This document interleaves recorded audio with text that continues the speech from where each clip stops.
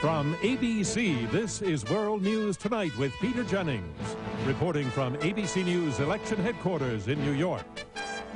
Yes, this is what it looks like. This is our election home, away from home, for the next 24, perhaps 36 hours. It all works. We hope you'll be with us for the duration. This is the final day.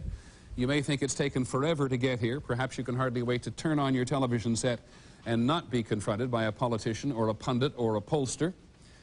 Our latest state-by-state poll, by the way, confirms that while the gap has narrowed between Mr. Bush and Mr. Clinton, for President Bush, the last hurdle is very high, and we'll have the details.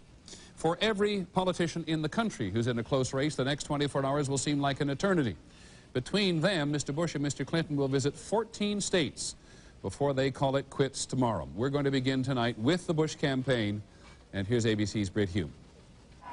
George Bush today spent his last day as a presidential candidate appealing to the voters of 6 crucial states to help him win an improbable but still not impossible victory tomorrow. So now we go. The last day I will ever campaign for myself for President of the United States or anything else. That was in New Jersey early this morning. From there, he pushed on to a rain-swept rally in Pennsylvania, followed by an audience with the Cardinal of Philadelphia, a gesture to the state's large Catholic vote. In Ohio, it was an airport rally with a postcard view of Air Force One as the backdrop. Then it was on to Louisville, Kentucky, with later stops to come in Louisiana and Texas. He had no new message for voters today, just a summation of the case he's made for weeks. Here's what it's about. The choice before the American people is the vast difference in experience, a vast difference in philosophy, and yes, a vast difference in character. Character matters. If he doubted he could win, he didn't show it. He just kept moving, though he did pause long enough to change his suit. In Ohio, a local official told him he was ahead there. We get this, we'll be all right.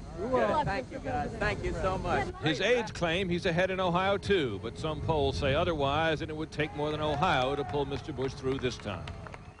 He needs not only to carry the states where he's campaigning today and tonight, but also to hold somehow the traditional Republican base, or most of it, in the South and the Mountain West, and that includes states where our polls show Governor Clinton remains ahead. Peter? Well, Britt, it's perhaps the night for a bit of nostalgia anyway. As you look back over the campaign, what do you remember most about it? Well, what struck me most about this campaign, the Bush campaign, was really how long it took to get started. The president had a challenger, you'll recall, in the Republican primary season.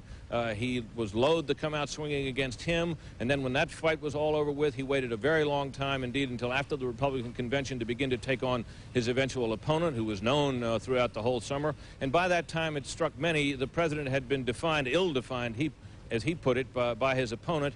And it must have been difficult, and indeed it appears to have been very difficult for him to overcome that. Okay, Britt, look forward to seeing you tomorrow.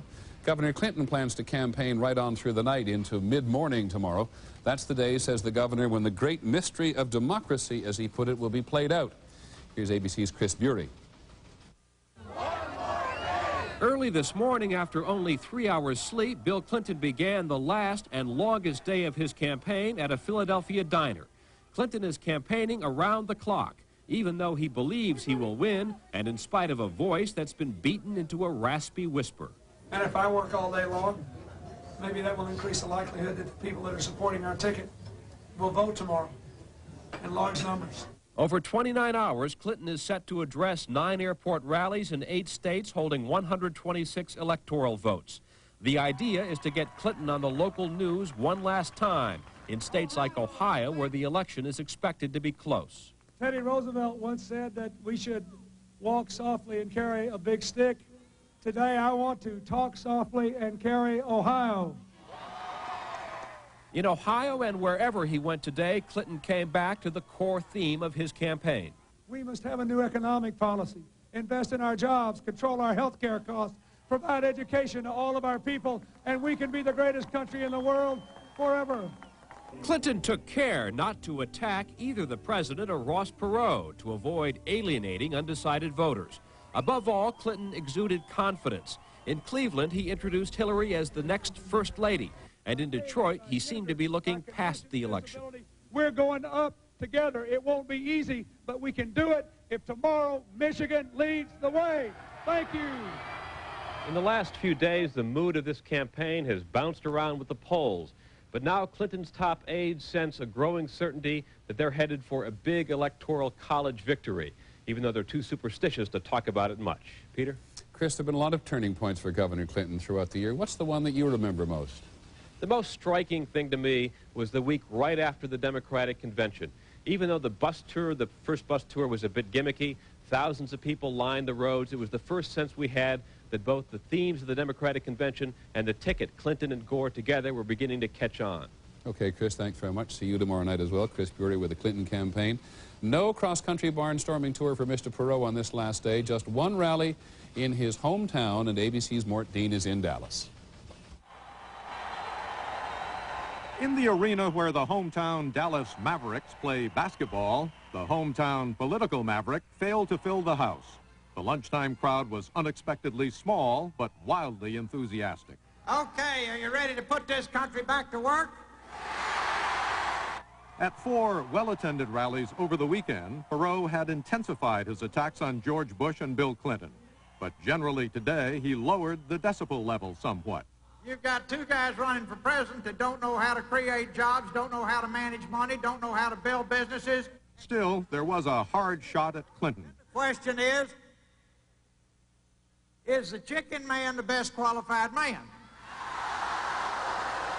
Today he was Perot the candidate and Perot the entertainer, playfully ridiculing those who say his quest for the presidency is crazy. And we want to close on our theme song. Let's hit it, Ed.